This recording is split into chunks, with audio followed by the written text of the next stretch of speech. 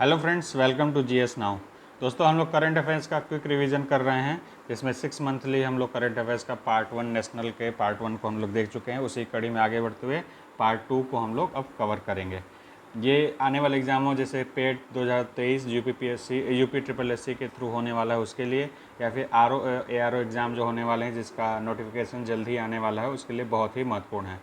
इसके अलावा दोस्तों, जो भी आप लोग नए आए हुए हैं, चैनल को ज़रूर सब्सक्राइब कर लें, क्योंकि आर के लिए एक फ्री टेस्ट सीरीज भी हम लोग लॉन्च करने वाले हैं और उसकी PDF इस टेलीग्राम ग्रुप में आपको मिलेगी। तो जो भी फ्रेंड्स आए हुए हैं ज़रूर सब्सक्राइब करें। और चलिए सीधे अब वीडियो को शुरू करते हैं। कोच्चि में देश की पहली वाटर मेट्रो सेवा प्रारंभ की गई है। केरल में पड़ता है कोच्चि, जहाँ पे पहली वाटर मेट्रो रेल सेवा प्रारंभ की गई है। ये वहाँ पे कोच्चि में आसपास के 10 द्वीपों को बैटरी से संचालित वाटर मेट्रो से कनेक्ट करने के लिए बनाया गया है। इसका उद्घाटन प्रधानमंत्री नरेंद्र मोदी द्वारा किया गया है। इसमें बस इतना ही इम्पोर्टेंट है। अगला देखते हैं टॉपिक। मैं ऐसे ही बताता जाऊंगा, जो बहुत ज़्यादा डीपली नहीं बताऊंगा। जो इम्पोर्टेंट एग्ज़ाम के लिए, खासकर पेट के लिए जो इम्पोर्टेंट होगा उसको मैं हाईलाइट करता चलूँगा। ठीक है। EPR क्रेडिट प्राप्त करने वाला देश बना है, देश का पहला शहर इंदौर बना हुआ है। EPR श्रेणी में सबसे पहले कोई शहर आया हुआ है तो वो है इंदौर, मध्य प्रदेश का शहर है। ये अपने सफाई के लिए जाना जाता है, हमेशा स्वच्छता रैंकिंग में पहले नंबर पर आता है। भारत का पहला कार्बन न्यूट्रल गांव ठाणे महाराष्ट्र का एक ज़िला है, जिसमें भिवंडी तालुका में गांव है। उसको कार्बन न्यूट्रल गांव के विकास की घोषणा की है, उसको कार्बन न्यूट्रल गांव बनाया जाएगा। इससे पहले जान लेते हैं कार्बन न्यूट्रल से संबंधित क्या क्या चीज़ें हो चुकी हैं। 24 अप्रैल 2022 को जम्मू कश्मीर में सांबा में स्थित पल्ली गांव को देश का पहला कार्बन न्यूट्रल पंचायत घोषित किया गया था। इसके अलावा माजुली आइलैंड है, भारत का पहला कार्बन तटस्थ जिला है, जो असम में स्थित ब्रह्मपुत्र नदी का एक द्वीप है। देखिए, यहाँ से एक क्वेश्चन ये भी बन सकता है जो बहुत ही इम्पोर्टेंट है कि माजुली जो कि एक नदी द्वीप है और विश्व का सबसे बड़ा नदी द्वीप है, तो ये क्वेश्चन भी बन सकता है कि विश्व का सबसे बड़ा नदी द्वीप कौन सा है, तो माजुली है। माजुली को एक डिस्ट्रिक्ट भी घोषित किया जा चुका है हाल ही के समय में।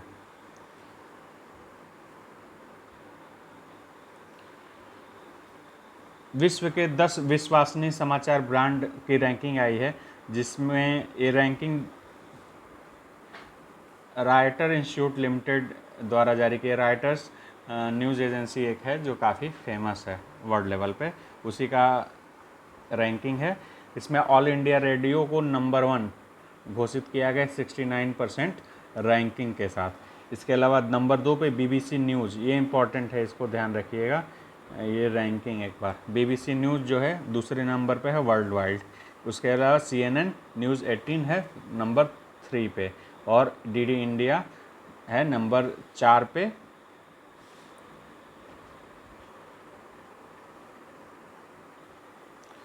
अराकू कॉफ़ी और काली मिर्च को जैविक प्रमाणीकरण मिला हुआ है। विशाखापट्टनम के गिरिजन कोऑपरेटिव कॉरपोरेशन को अराकू कॉफ़ी और काली मिर्च के लिए GI टैग दिया हो गया है, जैविक प्रमाण पत्र मिला हुआ है। असम और अरुणाचल प्रदेश के बीच में एक सीमा समझौता संपन्न किया गया है। ये काफ़ी वर्षों से बहुत विवादित क्षेत्र रहा है, असम और अरुणाचल के बीच में सीमा को लेके। तो ये 700 किमी से अधिक का सीमा विवाद था, जिसको लंबे समय से बना हुआ था। इसके चलते काफ़ी तनाव की स्थिति बनी हुई रहती थी, तो इसको समझौते के तहत इसको हल कर लिया गया है। ठीक है। इस समय खासकर नेपाल नॉर्थ ईस्ट के साइड से काफ़ी सारी न्यूज़ें आ रही हैं, तो उससे ये क्वेश्चन बनने की संभावना है। इससे पहले देखेंगे आप लोग, लिथियम भंडार मिला हुआ था जम्मू एंड कश्मीर में। उसके बाद राजस्थान में भी सबसे बड़ा लिथियम भंडार मिला हुआ है। ये कहा जा रहा है कि जो जम्मू कश्मीर में लिथियम भंडार मिला था, उससे भी बड़ा ये लिथियम भंडार है। तो ये कहाँ मिला है? राजस्थान के नगौरा ज़िले में डेगाना में। ठीक है। डेगाना मिला हुआ है। लिथियम का सबसे बड़े भंडार की खोज की गई है। जीएसआई के अनुसार लिथियम भंडार जम्मू कश्मीर के हाल ही पाए गए भंडार से अधिक बड़ा है, जिससे लिथियम के मामले में चीन का एकाधिकार अब समाप्त हो सकता है। यहाँ संभावित लिथियम की मात्रा देश की 80% मांग को पूरा करने की क्षमता रखता है। और लिथियम आप जो जानते हैं, आप लोग मोबाइल यूज़ करते हैं, कार यूज़ होता है, सब में जो बैटरी बनती है, ली आयन बैटरी होती है, लिथियम से बनती है। तो इसका मिलना बहुत ही महत्वपूर्ण है देश के लिए भी, और फ्यूचर पर्यावरण के लिए हित दृष्टि से भी काफ़ी महत्वपूर्ण इसको माना जा रहा है। इसको कहा जा रहा है कि ये भारत के लिए वही महत्वपूर्ण रखता है जैसे कि अरब देशों को तेल मिलना, जैसे तेल की खोज हुई थी, उसी प्रकार लिथियम का भंडार भारत में मिलना उतना ही महत्वपूर्ण रखता है। लिथियम का प्रयोग इलेक्ट्रिक व्हीकल में लगने वाली बैटरी में होता है, ठीक है, जिसका अधिकतर चीज़ें इस समय भारत इंपोर्ट करता है। वर्ल्ड बैंक की एक रिपोर्ट के अनुसार वर्ष 2050 तक लिथियम धातु की वैश्विक मांग में 500% यानी कि 5 गुना तक मांग हो सकती है, वृद्धि हो सकती है मांग में। अब अगले महत्वपूर्ण टॉपिक पे चलते हैं। देश के 33 नए उत्पादों को जीआई टैग दिया गया है। जीआई टैग हमेशा मिलता रहता है, इसलिए बहुत ज़्यादा महत्वपूर्ण अब नहीं उतना रह गया है। बस ये ध्यान रखिए, यूपी के 10 उत्पादों को जीआई टैग दिया गया है, जिसमें से बनारस पान सुपारी, बनारस का लंगड़ा आम। यूपी का लोकल एक बार देख लेते हैं। वाराणसी शहर के रामनगर का भंता बैगन के साथ आदम चीनी चावल चंदौली का, अलीगढ़ का ताला, बखीरा पीतल के बर्तन, बांदा शहर का पत्थर शिल्प, नगीना लकड़ी शिल्प, प्रतापगढ़ का आंवला, हाथरस के हिंग को जीआई टैग मिला हुआ है। इससे ये भी आप देख सकते हैं, वन डिस्ट्रिक्ट वन प्रोडक्ट वाले से भी काफ़ी कुछ मिलता जुलता इसका लिस्ट है।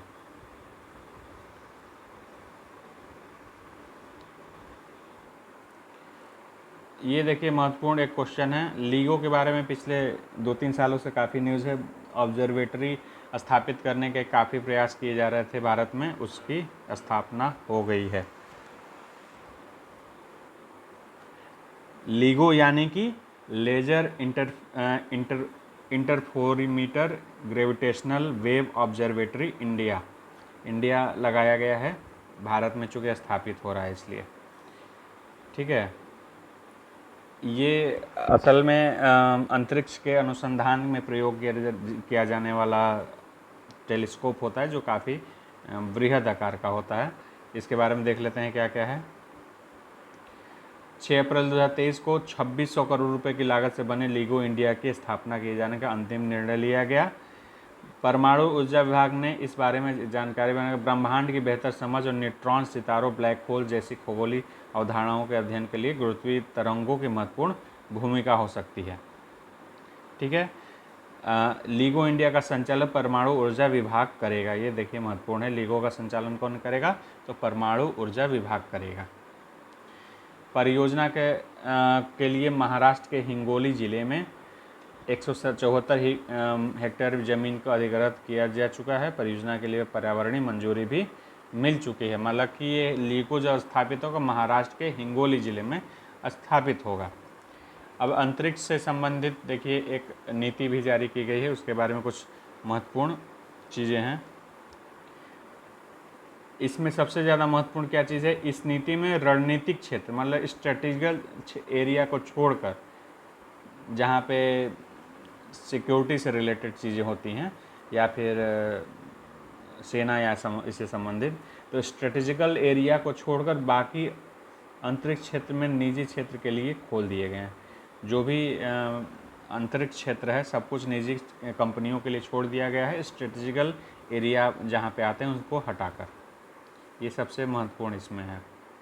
इसके अलावा एक न्यू स्पेस कंपनी भी खोली गई है, जो कि सार्वजनिक क्षेत्र की मतलब सार्वजनिक कंपनियों के, देख लीजिए यहाँ पर लिखा देता हूँ। इसरो ने 2019 में एक सार्वजनिक company new space India limited की स्थापना की थी, जो कि व्यापारिक संस्थान के रूप में कार्य करते हैं। ये अन्य चीज़ों कॉमर्शियल हेल्प जो होता है, कॉमर्शियल सुविधा जो प्रोवाइड करता है इसरो, वो न्यू स्पेस इंडिया लिमिटेड के थ्रू करता है। ठीक है। इसके अलावा पहली बार इसरो के लॉन्च पैड से एक निजी कंपनी का मैसर्स स्काई रूट सब ऑर्बिटर रॉकेट विक्रम-1 को प्रक्षेपित किया गया है। इसके बारे में मैंने आप लोगों को एक वीडियो भी अलग से सेपरेट बनाया हुआ था। अग्निकुल नाम का एक निजी कंपनी है जो लिक्विड इंजन का परीक्षण भी किया था, जिसने उसका रॉकेट लॉन्च किया गया था इसरो के प्लेटफॉर्म से।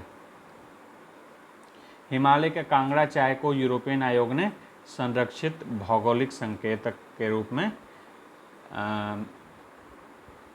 प्रदान की है, मतलब चिन्ह संकेत पद प्रदान किया, जय टैग प्रदान किया है।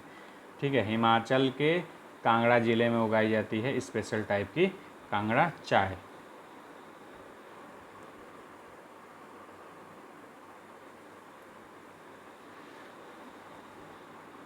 देखिए, एक अनुमान के तौर पे बताया गया है कि 2026 तक भारत दुनिया का सबसे बड़ा सौर ऊर्जा उत्पादक देश बन सकता है। उसके बारे में इंडिया ब्रांड इक्विटी फाउंडेशन की रिपोर्ट के अनुसार ये बताया गया है। ठीक है। और 2030 तक संभावना दी गई है कि 50 गीगावाट उत्पादन करने की संभावना है। इसके अलावा एक महत्वपूर्ण चीज़ आप लोग के लिए होमवर्क है, इसको याद देख लीजिएगा। भारत में जो विद्युत उत्पादन होता है उसका क्रम याद कर लीजिएगा, इम्पॉर्टेंट ये आ सकता है। कैसे? जैसे कि ये ध्यान रखिएगा कि जो तापीय ऊर्जा से कितना उत्पादन हो रहा है। ठीक है। इसके अलावा एटॉमिक एनर्जी से कितना उत्पादन हो रहा है, विंड एनर्जी से कितना उत्पादन हो रहा है, मतलब इसका क्रम क्या है, इसको देख लीजिएगा। ठीक है।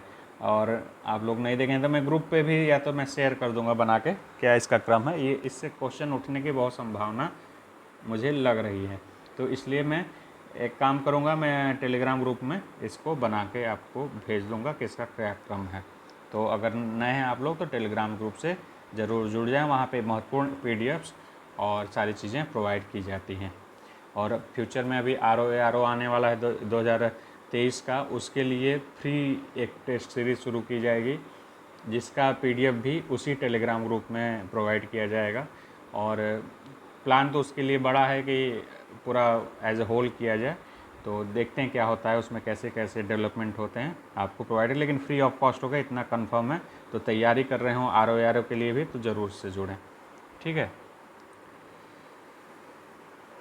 इंडिया जस्टिस रिपोर्ट 2022 आई है। इसमें न्याय वितरण करने वाले 8 शीर्ष राज्य थे। जैसे ये सब चीज़ों को मैं जो एग्ज़ाम पॉइंट ऑफ व्यू से इम्पॉर्टेंट है, जिससे प्रश्न उठ सकता है, बस उसी चीज़ों को बता रहा हूँ, बीच के चीज़ों को हटा रहा हूँ, जिससे प्रश्न बन सकते हैं, वो जानना ज़्यादा ज़रूरी है। ठीक है। तो कर्नाटक को नंबर 1 रैंकिंग दी गई है, तमिलनाडु को 2nd रैंकिंग दी गई है, तेलंगाना को 3rd और गुजरात को 4th रैंकिंग दी गई है। ये क्या है? India justice report 2022। न्याय वितरण करने वाले शीर्ष राज्य में 4 राज्य ये हैं बड़े राज्य, और छोटे राज्यों में नंबर 1 पे सिक्किम। इसमें बस इतना ही रखिए सिक्किम को। ये देखिए इम्पॉर्टेंट है। इसके अलावा आप लोगों का एक छूट रहा होगा, लेटेस्ट कुछ टॉपिक्स डेवलपमेंट हुए हैं टॉपिकल, जैसे कि चंद्रयान से रिलेटेड, आदित्य L1 से रिलेटेड, और भी कुछ इधर डेवलपमेंट हुए हैं। उसके लिए एग्ज़ाम से 10 दिन पहले, पेड के एग्ज़ाम से 10 दिन पहले एक स्पेशल वीडियो करंट अफेयर्स का डालेंगे। उसमें जो छूटी हुई चीज़ें हैं, ये सारा जो अभी 6 मंथली ख़त्म हो जाए उसके 1-2 दिन बाद वीडियो डालेंगे, जिसमें सारा जो छिटा हुआ चीज़ है, जो इम्पॉर्टेंट है एग्ज़ाम के पॉइंट ऑफ व्यू से, उसको उसमें कवर किया जाएगा। इसके अलावा एक 1 लाइनर भी लाने की कोशिश होगी एग्ज़ाम से 1 हफ्ता पहले, तो उसके लिए भी जुड़े रहें। इसरो के सबसे बड़े और भारी रॉकेट LVM-3 द्वारा 36 उपग्रहों को लॉन्च किया गया। इसमें ये इम्पोर्टेंट ज़्यादा है कि इसरो के सबसे बड़ा और भारी रॉकेट का नाम क्या है, तो LVM-3 लॉन्च व्हीकल मार्क 3। ठीक है, लॉन्च व्हीकल मार्क 3।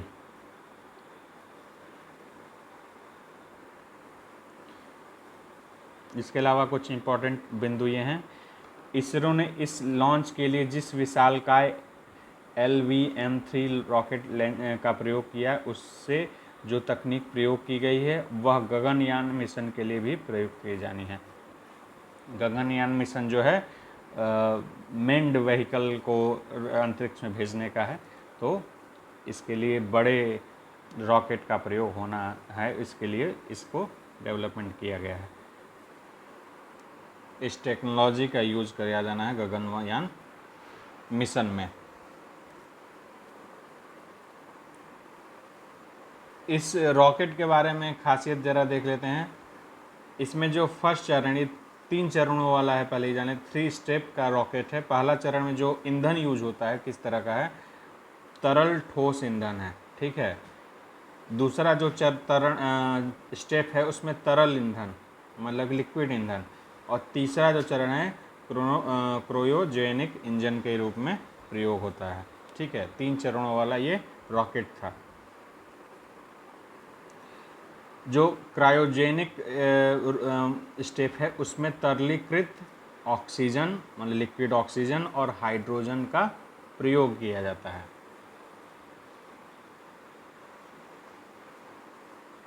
लद्दाख और मयूरभंज को विश्व का महानतम स्थलों में दिया गया स्थान किसने दिया है?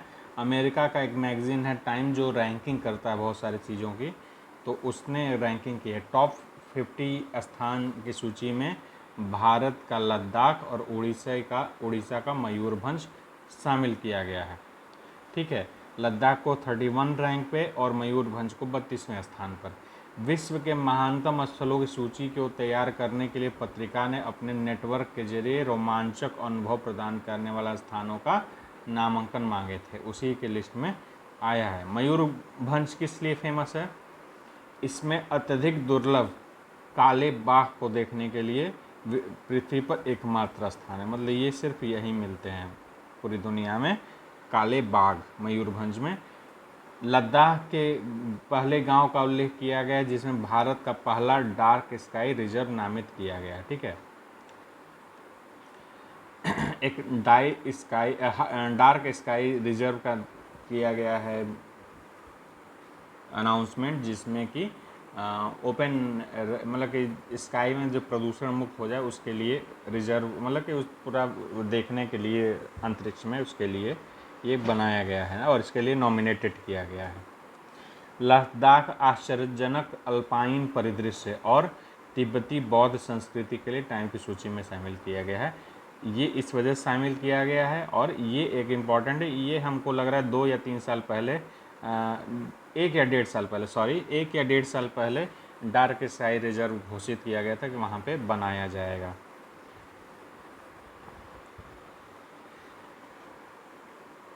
टाइम पत्रिका ने नवंबर 2022 में सिमलीपाल राष्ट्रीय उद्यान को फिर से खोलने का उल्लेख किया गया है। यह उद्यान एशियाई हाथी, दुर्लभ व काले भगनों, रॉयल बंगाल टाइगर आदि के लिए प्रसिद्ध है। सिमलीपाल नेशनल पार्क उत्तराखंड में एशिया के सबसे बड़ा 4 मीटर टेलीस्कोप का उद्घाटन किया गया है, स्थापित किया जा चुका है। 4 metre international liquid mirror telescope का उद्घाटन किया गया। किसने किया है? अंतरिक्ष राज्य मंत्री डॉक्टर जितेंद्र सिंह ने। ये कहाँ स्थापित किया गया है? ये किया गया है नैनीताल जिले में देवस्थ स्थित वेधशाला परिसर में 2450 मीटर की ऊंचाई पर स्थापित है ये, ठीक है। 4 metre international liquid mirror telescope अब सुदूर और गहन आकाशीय अंतरिक्ष का पता लगाने के लिए तैयार है। इसने मई 2022 के दूसरे सप्ताह में अपना पहला प्रकाश प्राप्त किया था, मतलब इसको ऑब्जर्व किया था अंतरिक्ष को।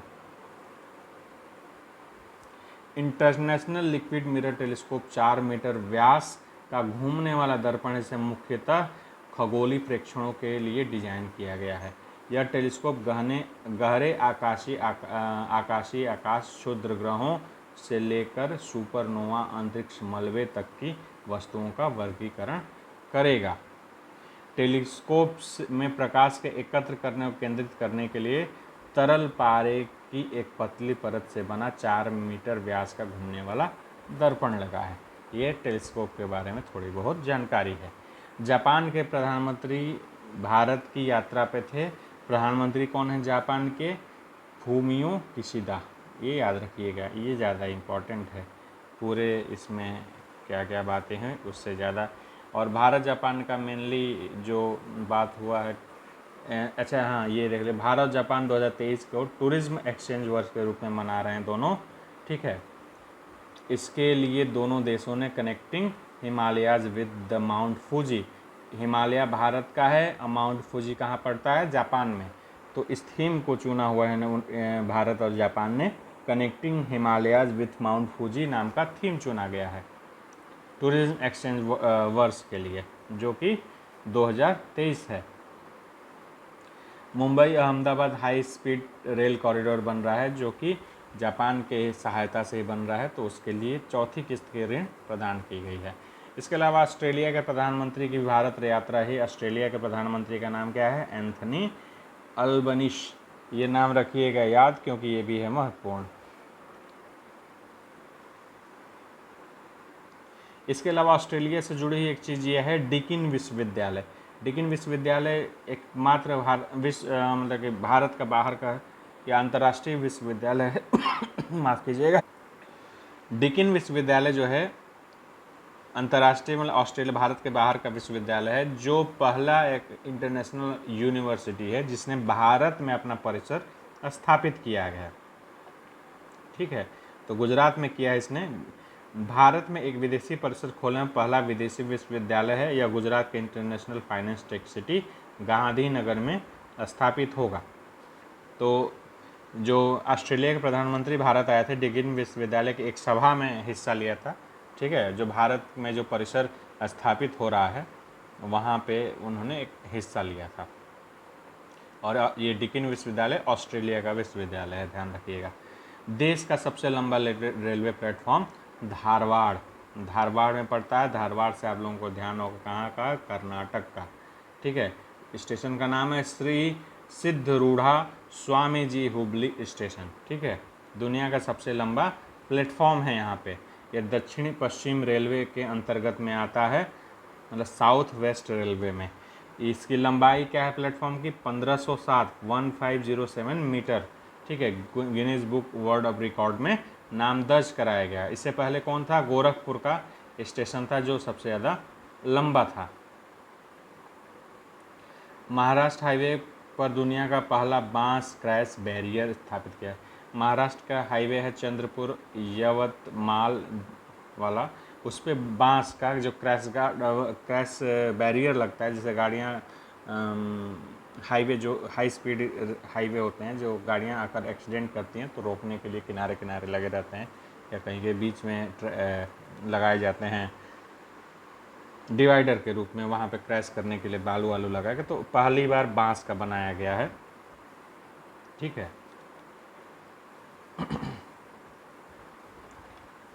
असम का चराईदेव मैदान यूनेस्को की विश्व धरोहर स्थल में शामिल हुआ है। चराईदेव मैदान को नामित किया गया है।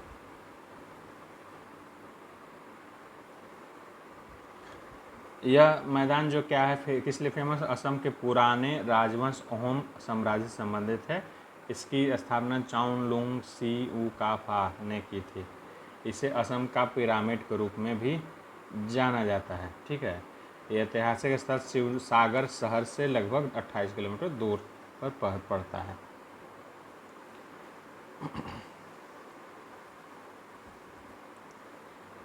ओडिशा को, ये इम्पोर्टेंट है, ओडिशा को देश का पहला झुग्गी मुक्त राज्य घोषित किया गया है। ओडिशा सरकार ने भारत में पहला झुग्गी मुक्त राज्य बनने पर महत्वाकांक्षी लक्ष्य को पूरा किया गया है। कि कौन सा मिशन था ये जिसके तहत झुग्गी मुक्त किया गया पूरे राज्य को? तो नाम था जगा मिशन, या फिर JAGA माने जागा मिशन भी इंग्लिश में बोल सकते हैं। जगा मिशन कार्यक्रम चलाया जा रहा था। पिछले 5 वर्षों में 1,75,000 परिवारों को भूमि पट्टा करके उनको घर बनाने के लिए, मतलब जो जिनके पास अपनी भूमि नहीं थी तो उसको आवास भी, जैसे PM आवास या CM आवास भी दिया था। किस के तहत दे? उसको ज़मीन होगी तभी तो मिलेगा। तो उसके लिए क्या किया गया? जो भूमिहीन लोग हैं उनको भूमि पट्टा कर दिया गया, उनको भूमि दिया गया उनको, और इस प्रकार से झुग्गी मुक्त किया गया उनको। इसी काम के लिए जागा मिशन के लिए ही वर्ल्ड हैबिटेट अवार्ड भी मिला हुआ है उड़ीसा को 2019 में। उड़ीसा राज्य ने हाल ही में अपना 5T पहल जगह मिशन के लिए UN habitat world habitat award 2023 भी हासिल किया है। तो बढ़िया स्कीम है ये रहा। अब राष्ट्रपति भवन में स्थित मुगल गार्डन का नाम चेंज कर दिया गया है, इसको कर दिया गया है अमृत उद्यान। अमृत उद्यान के नाम से अब इसको जाना जाएगा। इसी प्रकार जो राजपथ था उसका नाम जो पहले किंग्सवे कहा जाता था, इसी को हिंदी में कहा गया राजपथ, उसका नाम बदल के कर दिया गया कर्तव्य पथ। देश के सबसे लंबे एक्सप्रेसवे दिल्ली मुंबई के पहले फेज का उद्घाटन किया गया। ठीक है, इसमें सबसे ज़्यादा महत्वपूर्ण है क्या कि टोटल दिल्ली मुंबई एक्सप्रेसवे की लंबाई कितनी होगी, तो 1386 किलोमीटर की लंबाई होगी। ठीक है, इसमें कौन कौन से राज्य होंगे, 6 राज्यों से गुजरेगा, दिल्ली, हरियाणा, राजस्थान, MP, गुजरात और महाराष्ट्र। ठीक है, ये ज़्यादा इसमें यही इम्पोर्टेंट है। इसरो का सबसे छोटा रॉकेट कौन सा है, SSLV D2, उसको लॉन्च किया गया। तो नेशनल में बस इतना ही है। अब अगला वीडियो जो आएगा इंटरनेशनल को कवर किया जाएगा, और उसमें कोशिश रहेगी एक ही वीडियो में सारा इंटरनेशनल कवर हो जाए, मैक्सिमम कोशिश रहेगी। अगर ऐसा कर पाए तो, नहीं होगा तो उसके बारे में बता देंगे अगर 2 वीडियो आना होगा तो। इसके अलावा RO एग्ज़ाम के लिए जल्द ही जो स्कीम हम लोग, मतलब स्कीम क्या, शेड्यूल जो लॉन्च करने वाले हैं उसके बारे में जल्दी आप लोगों को इन्फॉर्मेशन आ जाएगी। RO के लिए भी आने वाला नोटिफिकेशन तैयार रहिए। संभावना है कि लगभग 350-400 के आसपास या उससे प्लस ही इस बार सीट रहने वाली है, तो अच्छी खासी सीट है, बिल्कुल लगे रहिए। और PET जो दे रहे हैं उनके लिए तो ये GS का जो GK का टॉपिक्स है, कुछ महत्वपूर्ण टॉपिक्स अब रेगुलर कुछ आएंगे, कल या परसों से अपलोड होने शुरू हो जाएंगे वीडियो, और उसकी PDF या नोट्स जो भी होंगे वो ग्रुप में शेयर होंगे टेलीग्राम ग्रुप में। तो टेलीग्राम ग्रुप में अगर आप नहीं जुड़े हैं तो टेलीग्राम ग्रुप में ज़रूर जुड़ जाएं और चैनल को सब्सक्राइब कर दें फॉर फ्यूचर नोटिफिकेशन और future video. Thanks for watching GS now, take care.